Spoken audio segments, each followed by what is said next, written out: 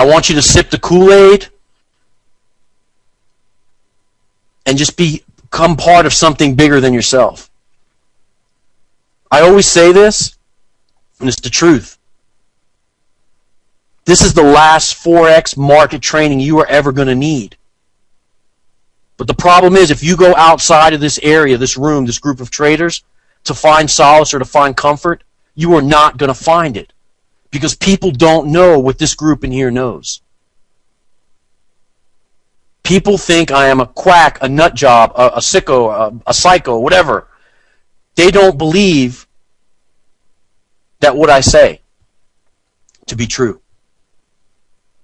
The fact that you join this group proves to me that you know that I'm not crazy, that maybe I'm on to something. I promise you, subscribe to something bigger than yourself, become part of the family wholeheartedly, and you will have success in this trading business. Okay, so let's get started. All right, this is one that pisses everybody off. No trading this week. I want you to stop trading for a couple of days. Money, when it's on the table, good or bad, clouds your judgment.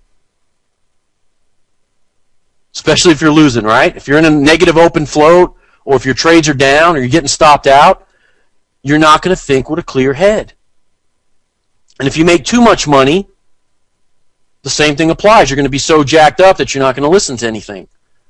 Just turn the platform off for a few days. The market's going to be there when this class is over, I promise. And just hang on, absorb the knowledge with an open mind, and then be ready to trade at the end of this class going into next Monday. Okay? What I wanted to mention to you is that we're going to do a little something different this class that we haven't done before. I'm going to have Carr, Kim, and Granny on the last night come in and give you the market maker biases going into next week.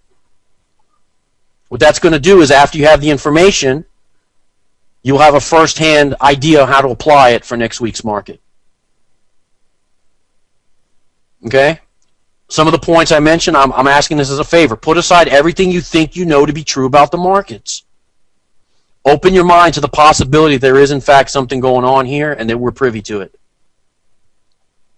Allow yourself the opportunity to have success. And something I say in my regular presentation, don't try to mix systems into this. Don't say, oh, Steve, this is great, but I like the slingshot, or I like the rainbow stochastics to add to the bottom of this. It'll really make it great. That stuff is unnecessary. Don't do any of that stuff. Just give me 4 days, sip the Kool-Aid. I promise you, you'll be happy. All right, this housekeeping slide, usually we don't need to worry about cell phones on vibrate. I'm going to try to break about 5 to 10 minutes every hour. Quick bathroom break, grab a Diet Coke, etc. I don't put out a book or a textbook or notes.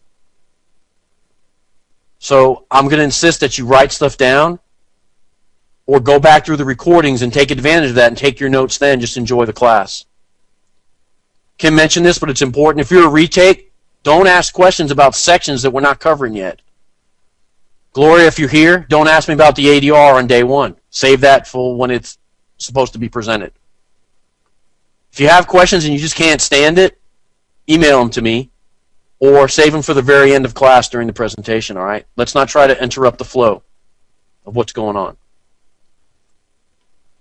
All right, I want you to be courteous to your other students in the forum, in the classroom, and in the live classroom. We all paid to be here. Everybody learns at a different pace. If I get going too fast, don't be ashamed to say, hey, Steve, man, look, you're jacked up on Diet Coke. I can't keep up. Slow it down a little bit. I'll wait up for you guys. All right, I'm here for all of you. That's not some sales or bullshit. The sales part's over. I'm here for you guys. I answer emails. If you're struggling and you're embarrassed to ask me, don't be. You paid to be here. I'm here to get everybody going in the right direction and on the right track. All right, we're going to do some homework.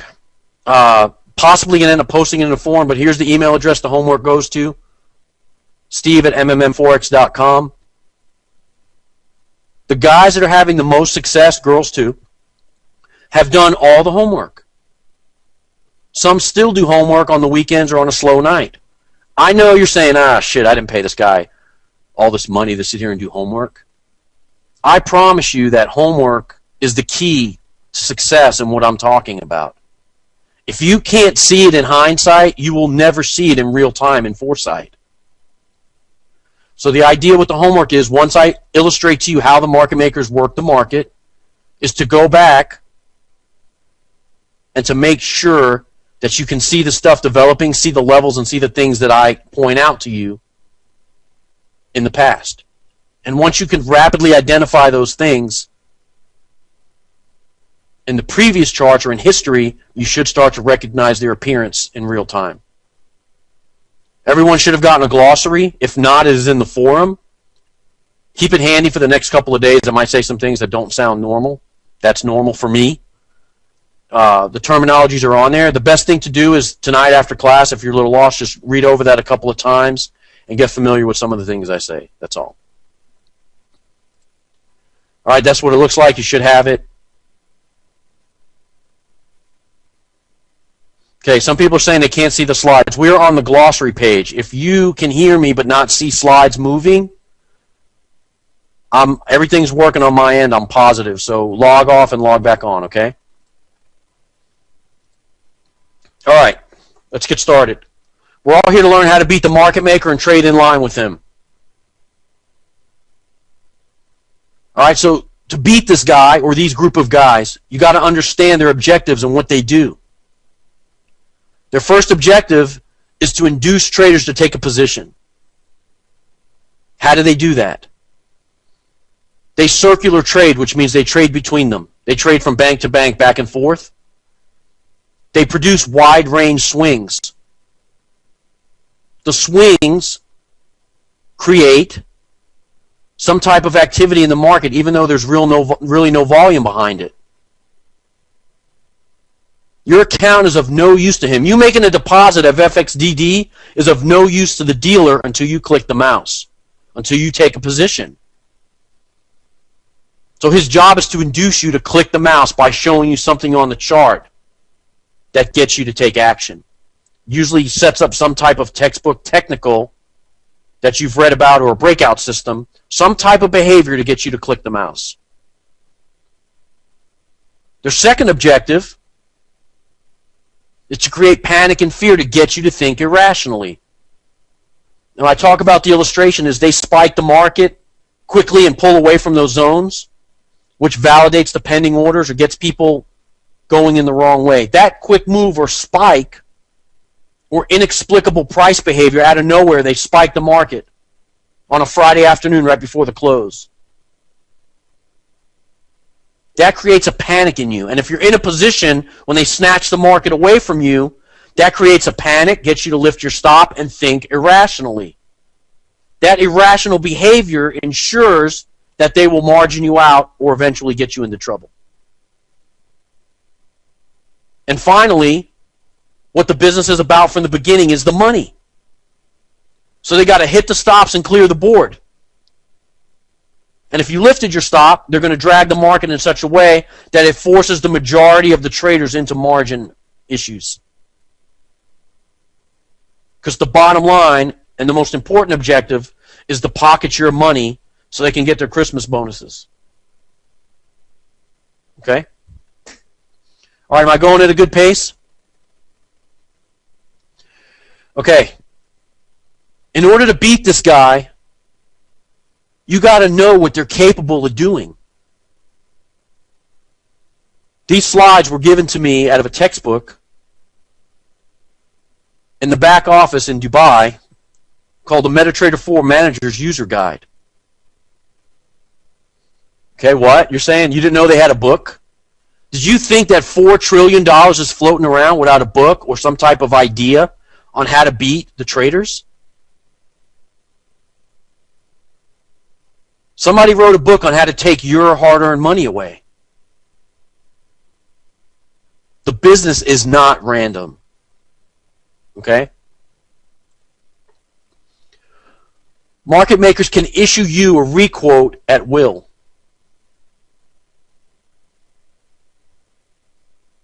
You see the three buttons in the center: return, send, confirm, reject. They simply hit the reject button and you are forced to reissue your order, which in turn, the market's moving, you get requoted at the new available price. Keeps you from getting a good fill, getting a good entry. Market makers can trigger all the stops in a range. Left arrow says stop out, check the box. The right arrow, unlimited, across the board. We got X number of contracts in open float. At this price point, we want to hit the stops. They simply add that, hit OK. Notice it's in different languages. They hit it. Done. They got what they need. Market makers can toy with the spreads. You know those robots that work so wonderful in demo that are garbage? This is why. In demo, you get an aggregate of about 3 feeds, 3 price feeds. The aggregate of the 3 feeds is going to be much smoother than what you're really up against on a real account. In demo, since it's not real, they could care less about manipulating the spread, widening the spread to pick up the stops. They don't care. So what happens is you spend $97, which by the way is the refund price point for ClickBank. You spend $97 and buy a robot. Anything over $97, they got to give you a refund. Anything under, they do not. You own this robot. You put it on an account in demo. It makes $10 million in 25 minutes. You're jacked. You put your hard-earned money in the account. And then guess what? They take that little slider where the arrow is and open the spread on you. You'll pick up your buy side of the order, and the sell side or the opposite closing position side will never hit. There's a lawsuit right now, I believe it's with FXCM, that states this exactly. I think Abo sent it to me, and if I remember, someone reminds me with an email, I'll post it in the forum. Since it's a private forum, I could say the name, I guess. Can I, Kim? I don't know. The dealer is being sued for having these backside plugins and using these against the traders. Now, I want to say that not all dealers use this. There are some honest dealers out there. Usually the ones that are backed up by banks, or I know Kim and Scott represent good, clean dealers. But what I'm telling you is that this kind of crap goes on. That's why the NFA is trying to regulate this business and clean it up a little bit.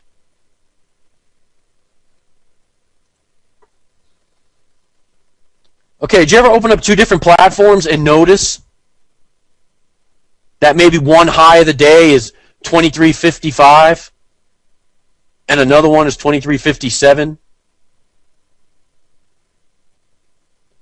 Do you understand that the dealer can hold a price point with this plugin right here? Here's how. He can set the high, low, and close on a bar based on where the orders are. So if the dealer sees stops at 23.59, or if he sees a bunch of orders at 23.60, he simply types in the high of the bar to go to 23.59. Let's say there's stops at 55. The dealer goes, man, we got stops at 55. Let's hit 59 and clean the board. Remember I told you his third objective is to hit the stops and clean the board? This is how he's capable of doing that. Okay, let's say there's pending orders at 23.50 or 23.48 on the low side. He doesn't want to activate those orders because he might end up retracing and going back down. He will make the low 23.52 and leave the pending sitting there and not absorb those orders because he doesn't want the negative drawdown. Okay? These tools give the dealer an edge. And understanding that these are out there switches the edge back in your favor. They know who's in margin trouble. Ever do something stupid and lift your stop and get yourself flashing red and black back and forth because you're on the edge of margin? He knows this. He has the whole list of who's in call-out trouble. It's on his desktop.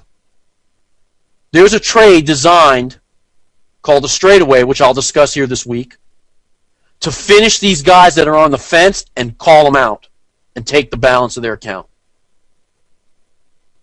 It's up to you to know the call-out level of your dealer. You guys that are overseas, certain dealers have a 0% margin call. That means they could take every penny from your account. Some have a 25, some have a 50. They could even take the front side margin that you're using to hold your positions open. You need to understand this. Understand that when the traders are in trouble and these margin call levels are on the fence, the dealer will issue a straightaway trade to finish these people off. And that's where the straightaway trade comes in. And that is the only reason it comes in, is to take the money from the traders that are on the fence and flashing red in their account. Someone's asked me if I said something about FXCM. Do you work for them? Because if you do, then I won't say it again.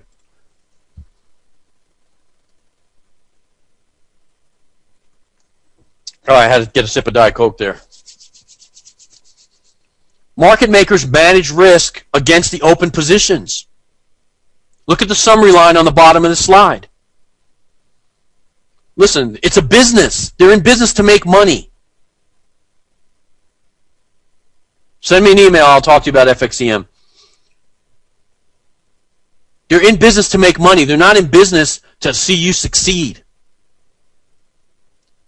You're in business to make money as a trader. They're in business to make money as a dealer. That's the way it works. In order to trade the right way, you have to be in line with the dealer, and he's not going to come back for Fred for his one order. They're not going to move the whole market back to get Ben. It's just not going to happen. So trading in line with these guys gives you a major edge.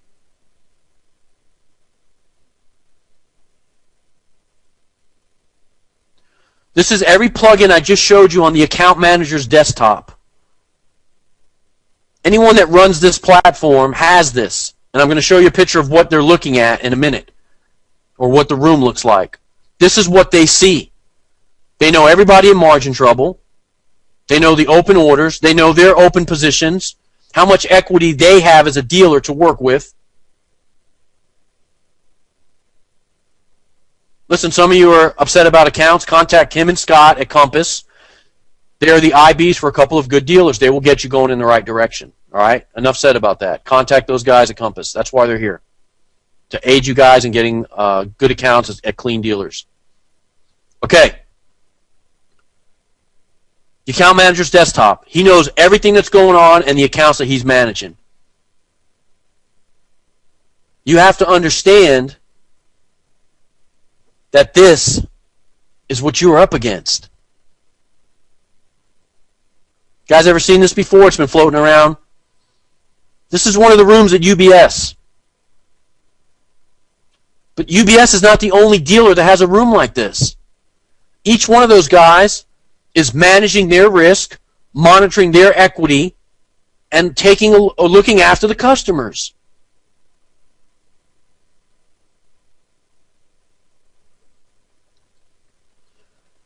All right, I want you to understand that this is not a game or a hobby.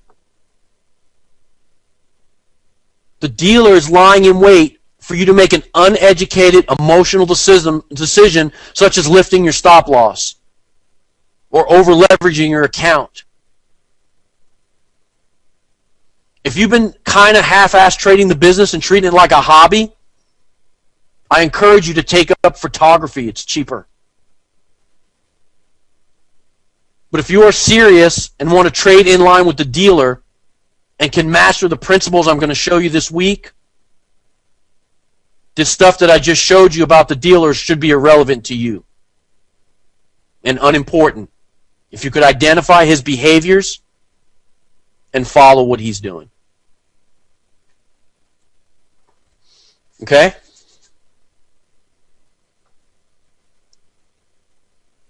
Okay, so how do we beat these guys? We have to understand where they set up their moves and what's going on. They make some trap moves. Those trap moves start at the beginning of the week, Sunday going into Monday. Edwin, check you might have to log in and log back out. Okay, look, a lot of people are saying I'm having problems. Can you, in fact, see how to beat the market maker slide trap moves? Just throw a couple of Y's up there. Don't go crazy. Okay, fantastic. Thank you.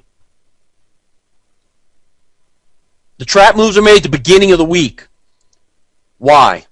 They'll jam you up and hold you in open position from Sunday, Monday. The beginning of the day, 5, 6 o'clock, when they set up the channel, the market maker spread, they already have some number of jammed up traders. The beginning of the session, at London Open and US Open, there was a false move to jam up the traders in both sessions and the end of the day jamming you up. The end of the session and the end of the week. Friday, they will make an aggressive move and pull back against that move to trap the traders into weekend carry.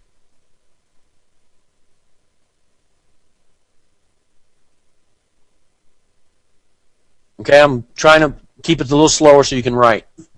So think for a minute. They make the false move at the beginning of the London session. They run the trend. At the end of the London session, they will make one more extension, which is false. Then pull back, go into consolidation for the US, and then possibly reverse. End of the session, continue with the trend. Beginning of the session, hit that number again, don't break it, and come back. The end of the day, 4 or 5 o'clock in the afternoon, or if they end the trading day at noon, which a lot of times they do, the price will go back into consolidation, which is the end of their day, and leave you jammed up into the next day. Now think for a minute that I've told you this, that they make these trap moves at those times a day. How many times have you sat there at 1 o'clock in the afternoon all the way into the next night, aggravated that there was no movement in the market? You got jammed up in the consolidation zone and had to sit there until the next night, London Open, when something started moving again.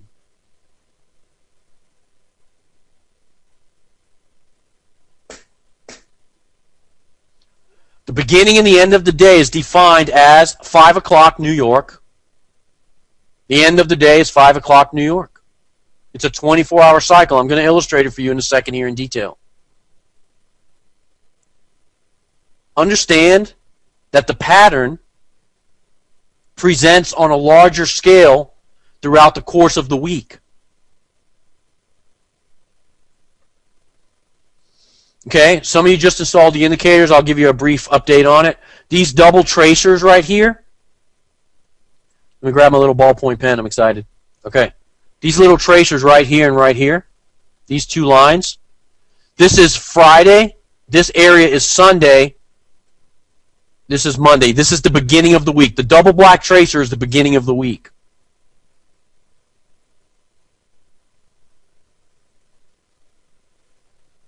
So here you have the week beginning. Market makers make the aggressive move to trap the traders long at the beginning of the week and then pull the market away from those traders. There's your week beginning trap move. In fact, this move just played out in most majors across the board on Monday. They made a triple top high and jammed all the traders and the bottom fell out. My traders caught that move.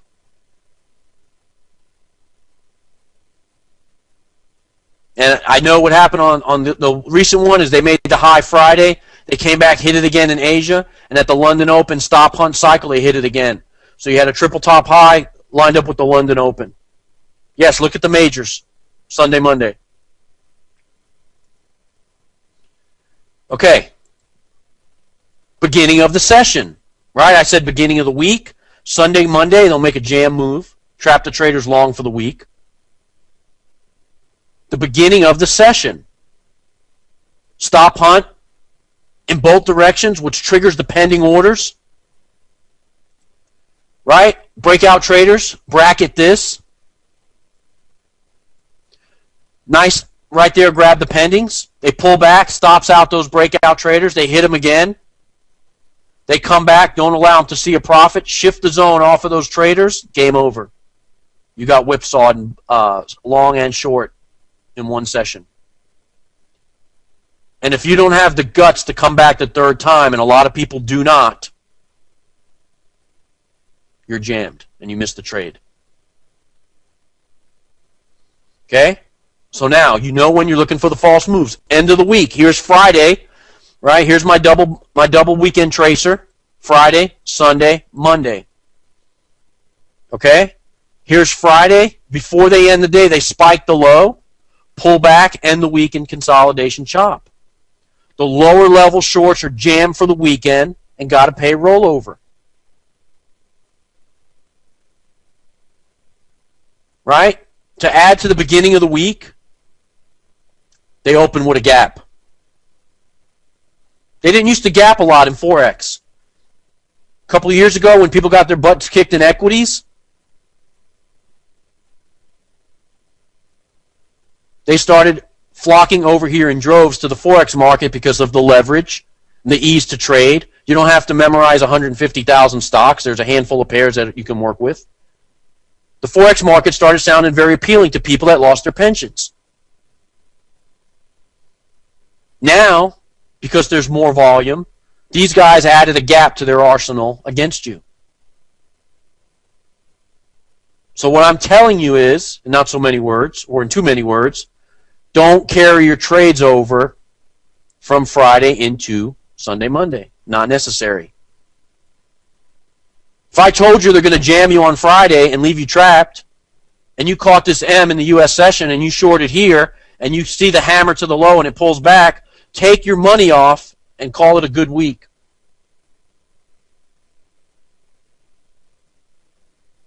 Okay? End the day in consolidation, end the week off of the high, 25 to 50 pips to jam the traders, depending on the pair, and I'll talk about that in a minute. Okay?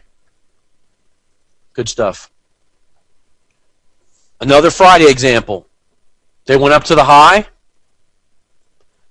Friday, Sunday, Monday. Here's your formation. Here's our entry in our group. This might have been a scratch because you have a big entry bar. We might add a pass on that. I know Jim Nicholson got in right there, though. Okay. If this bar is too big, this is a pass. This is a no entry. Okay, now, here's the gap I talked about. This looks like buy the dips in an uptrend, right? So people got jammed up all in here. Friday, they closed, they stuck them because people thought the market would rally at the end of the day, right? Whatever the philosophy is. They gapped down, hit the stops that were all in this range right here, and all these guys that were stuck long in here, they gapped them right out, with this, hit their stops. Now, the shitty thing about the dealer that he can do about that is this. If the dealer closes at a price point on Friday and he gaps down 100 pips or 80 pips or 50 pips and opens, if your stop was 5 pips below the candle, he gives you the fill at 45 minus 45. How can he do that? I had an order in minus 5 or minus 7. The answer is that is the first price available on Sunday at the open. You were filled at the first price that was available at that level. So you thinking you have a nice stop in place and carrying stuff over the weekend is crap. If this has never happened to you, I applaud you. If you thought about carrying trades into the weekend, this is why you do not. You don't know what's going to happen with the economy the way it is. You don't know if they're going to raise the debt ceiling, lower the debt ceiling, fire the president. You don't know what's going to happen. You don't know if there's going to be some mass exodus in the Eurozone to get out from underneath the euro, and there's burning and buildings collapsing over there. You don't know if there's going to be an earthquake. Market makers use that crap as the opening reason to gap the market aggressively against you. It's crap, but it doesn't give you back your lost equity when you hold a trade over Friday. I've seen gaps come all the way back to the low. I've seen sick stuff with the gaps. So what I'm telling you is, in not so many words, is don't carry trades from Friday. Take what's given to you and get out.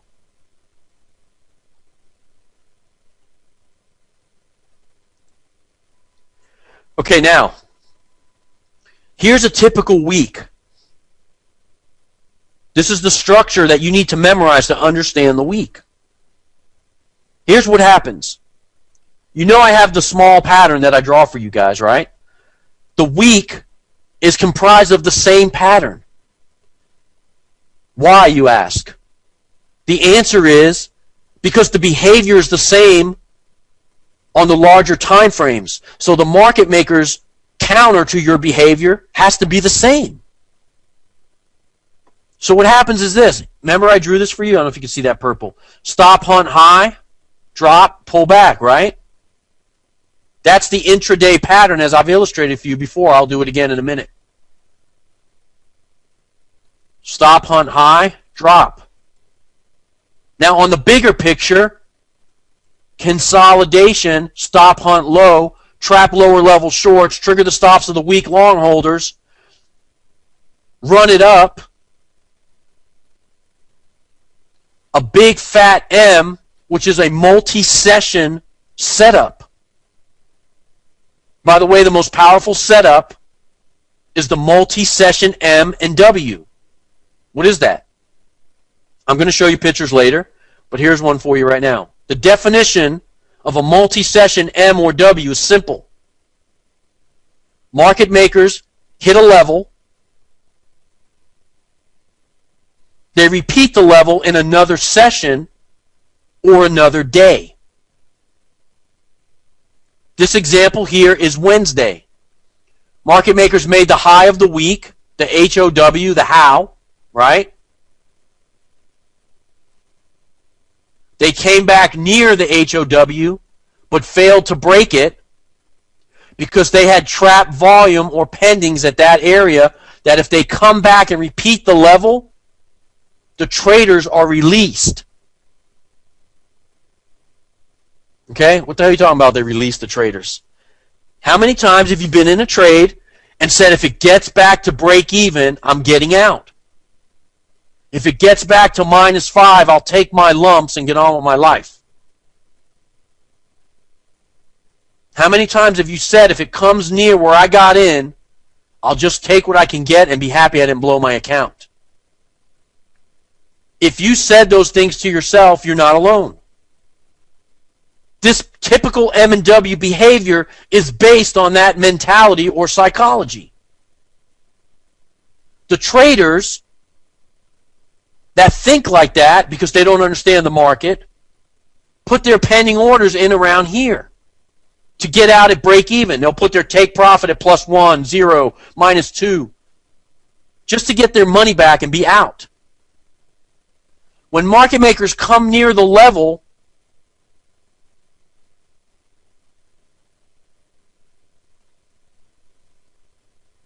they don't allow that volume to be released back into your accounts.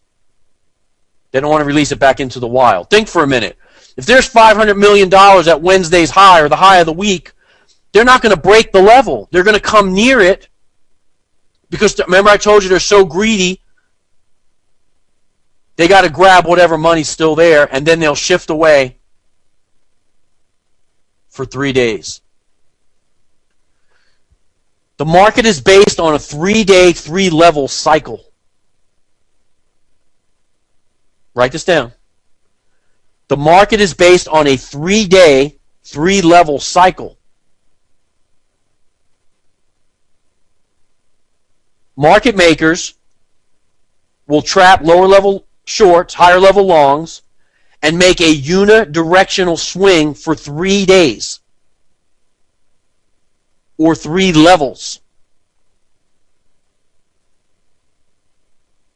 If you look at this example that's up there, you have a false move week beginning, which is a variation on the pattern, stop hunt high, coming out of Friday, which if you notice, this is exactly what happened this week. They hit it again Asia, hit it again London Open, bottom fell out. Okay? Now, they then repeated this behavior on a 2-day cycle, stop hunt low, jam the traders, run. This run was made 3 levels or 2 to 3 days, approximately. The midweek reversal, which there's a midweek reversal almost every single week. You can have multiple levels in one day. Yes, that would make it a 2-day cycle. Now, Wednesday, they put in the midweek reversal like clockwork right here. They trap for the high of the week. They repeat the level but fail to break it. The spread opens up to pick up any pending orders on the other side of Wednesday's high or the high of the week. If you notice something, the highs of the week will coordinate with the stop hunt triggers at the beginning of the sessions. Think. This is a stop hunt high trap for London. They repeat the same stop hunt in the U.S. session. 2 sessions formed out in the middle of the week at Wednesday after 2.5 days of rise at 3 levels looks like a midweek reversal to me. You then get a unidirectional swing. Unidirectional meaning one direction. A unidirectional swing for 3 days. My friend David Gian and Bruce from New York would have caught this as a swing trade and maximized their gains looking to exit this trade Friday U.S. session. Why? Friday's the last session of the day. We know the low would probably come in between 9 and 10 or 9 and 11 in the morning. At the session changeover, the reversal comes. So we look for the low of the day, London, to look for our exit. We get the spike, a repeat of the level, and into consolidation to end the week. If you are a swing trader, that is your exit. Level 1, level 2, level 3. 3 levels of drop, spike the low, end in consolidation, lights out, a couple hundred pips in your pocket. The pattern that I'm going to draw for you and illustrate for you is observed intraday, intra-session, and intra-week. It also plays out on the dailies and the 4-hour chart. But for our purposes here, we're looking for intraday swings and spot trades only. This information will help you in your larger term charts and any other market. That stuff can be traded.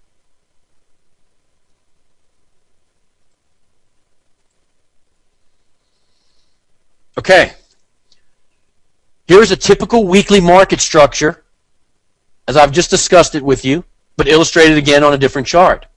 False move week beginning. Spike the low, spike the high, into consolidation. Accumulate and evaluate. Market makers accumulate and evaluate. I hit the high, hit the low, picked up some pendings. What do I got? I spiked high again. What do I got? I spiked low. What do I got? Accumulate and evaluate.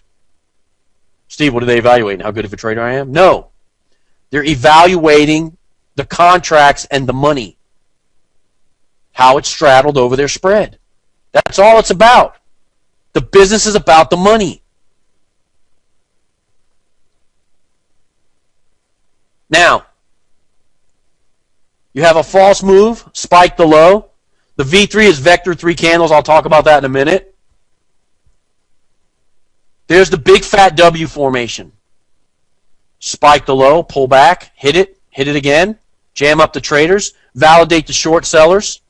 Averages are open. This is a down cycle in any other textbook except mine.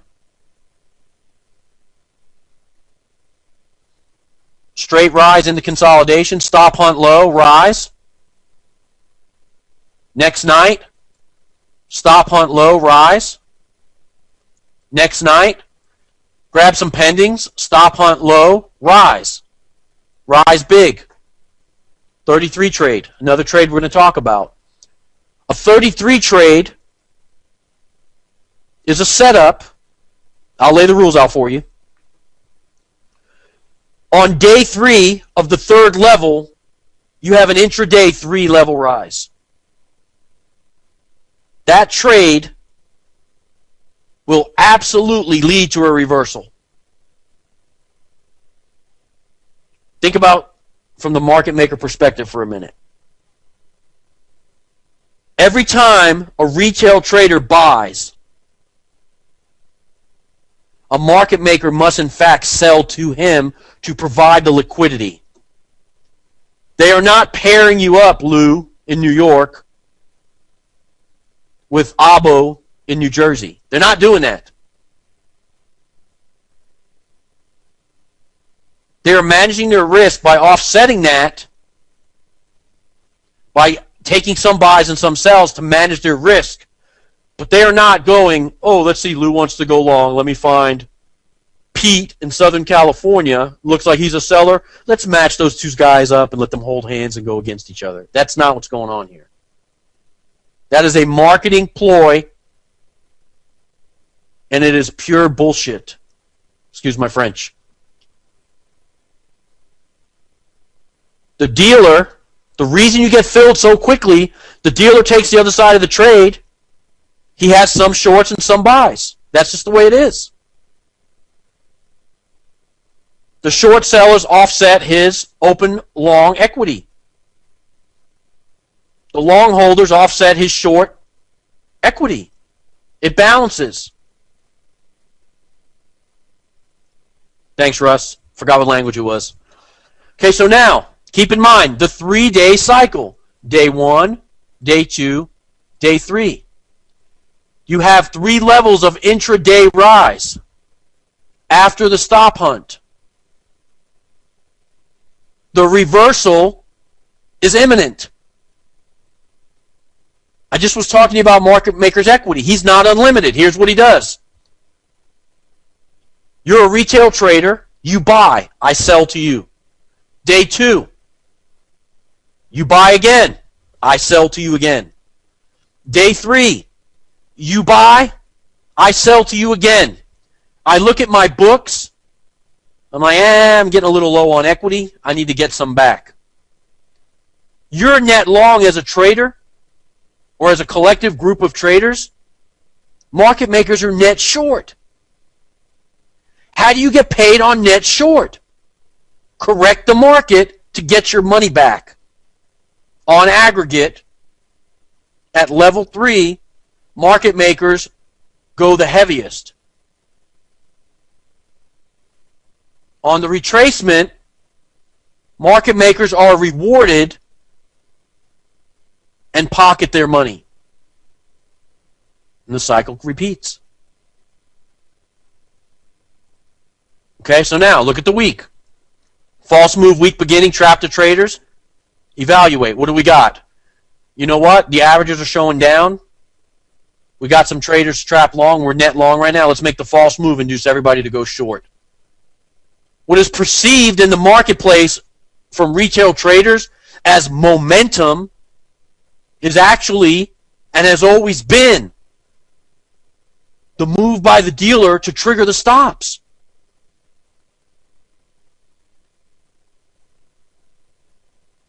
When you see an aggressive move quickly and fast like that, that is a move to trigger the stops. It is done on less volume, and it gets the traders. Look at this from a technical standpoint. Cover that. This is what you have in front of you. You have an aggressive vector 3 or 3 candle aggressive move down, momentum. Breakout traders might have been rewarded on this deal because it's a 100 pip drop. The averages are open and crossed down. That's a technical short. Everybody fell for this. Market makers applied the brakes, lower level short holders snatched it away, went into consolidation in here. That consolidation at the lower level builds short contracts from the amateurs that sell the rises in a downtrend, sell the rallies in a downtrend. That's how the textbook goes. That move, selling the rises in a downtrend, jams up the majority of retail traders short. Now, remember I told you there's a trade designed to get everybody in margin trouble and to keep them jammed. That is called a straightaway, and it comes out of level 1. It is right here on the chart. Okay, see the marking? It's right here. Here's what happens. You sell the rallies in a downtrend, you sell the bounces off the moving average, right? Not understanding the cycle. These are short move continuations for retail traders. Short move continuation for retail traders in here. They have some number of people in margin trouble right there and some number tracked. Those traders are now stuck. Market makers are counting on you to make an irrational decision.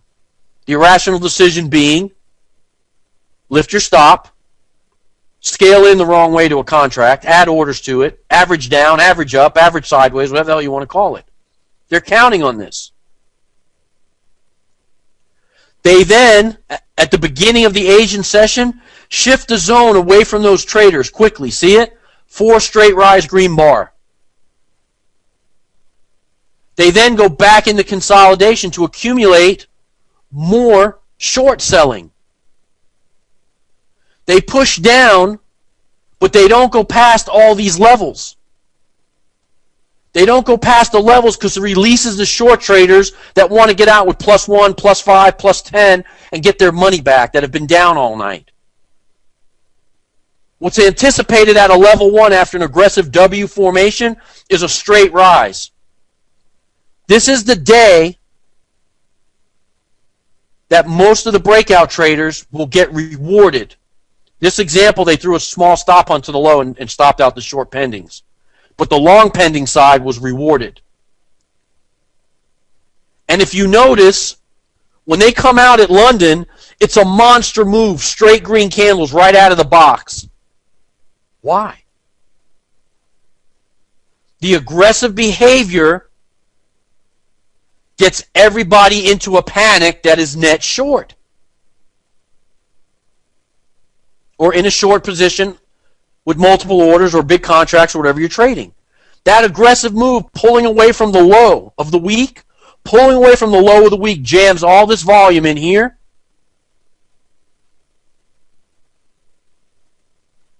And jams them up.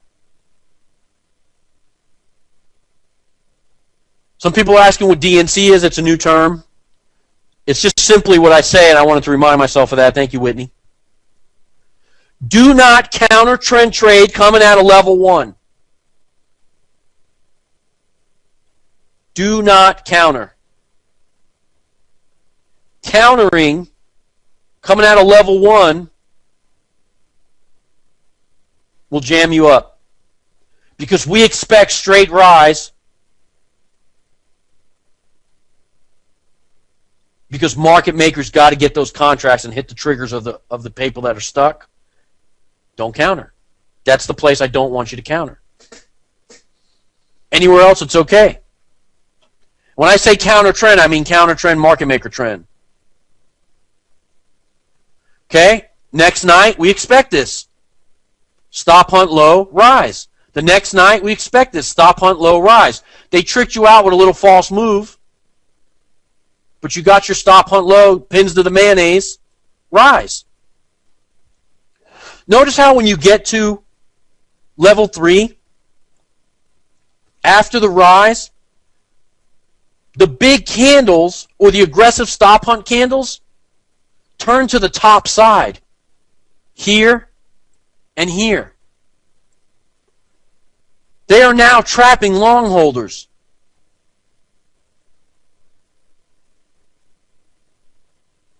Understand?